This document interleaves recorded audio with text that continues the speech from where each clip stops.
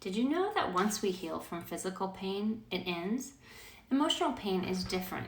We are able to relive and feel that same emotional pain in the same manner that we did when it occurred, all over again, even years later. That type of hurt can stay with us much longer, possibly never decreasing in intensity.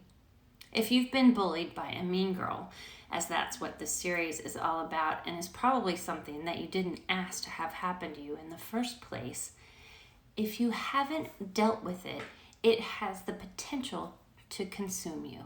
And that, dear listener, can leave you with an agonizing lump of pent-up emotion that's going down the nowhere slope fast. Yes, mean girls suck. Female rivalry can pack a wicked punch, and dealing with it can drain the life right out of you. In fact, any negative situation that hurts you can be hard to overcome. The good news is the choice is yours to make. Take charge of the situation or don't. This is the third in a 3-part series about how women cope with female rivalry. Part 1 addressed immediate, in-the-moment type of coping.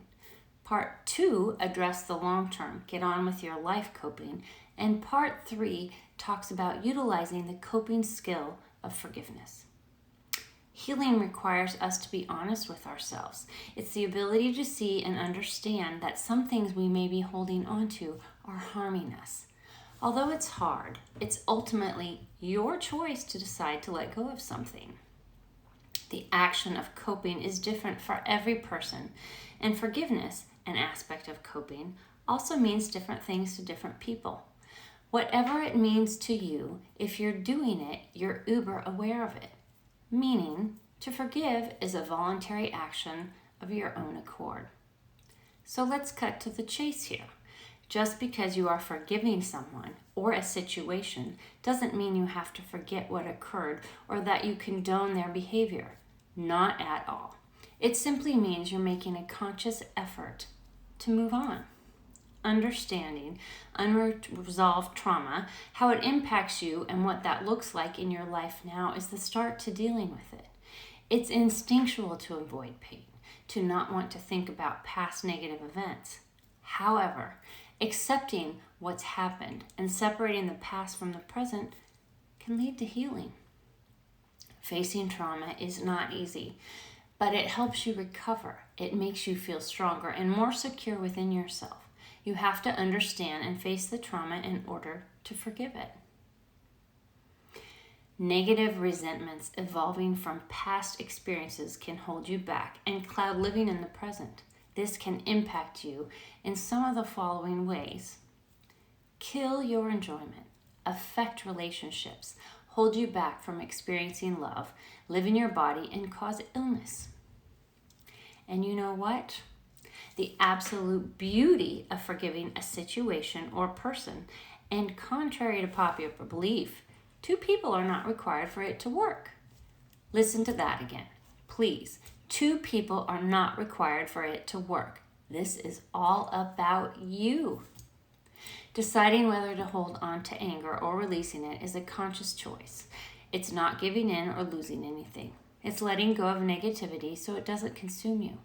Forgiveness frees you from resentment prison. Ultimately, forgiveness is for the forgiver, and that is you, not the other way around. I firmly believe it's the variety of stories in your life that shape who you are and become. You can grow from them, or you can let them consume you. To regain your sparkle, you must, listener, let go of that shit. You have to carry on. You have to forgive. If you cannot forgive someone or the situation years after it has occurred, then the fault is not on them, but on you. You have to be critically conscious and understand the part you play in your story, because you and you alone are accountable for your actions. Taking an unfavorable situation and turning it into a positive one is not done lightly. But a negative occurrence with someone can provide a good example of who you do not want to be. To get over these types of negative behaviors, don't get even. Do better. Rise above.